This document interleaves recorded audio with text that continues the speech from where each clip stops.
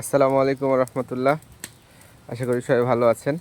Organic পণ্যের বাজারের পক্ষ থেকে সবাইকে স্বাগতম।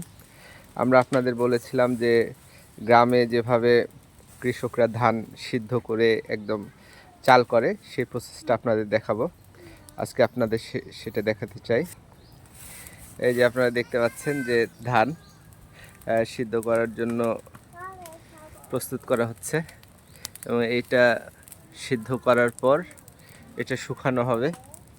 শুকানোর পর যখন এই ধানটা চালের উপযুক্ত হয়ে উঠবে তখন এটা হাস্কিং মেশিনের মাধ্যমে ভাঙায়ে তারপরে চাল করা হবে। আপনারা যারা নিতে ইচ্ছুক আমাদের কাছে অর্ডার করবেন।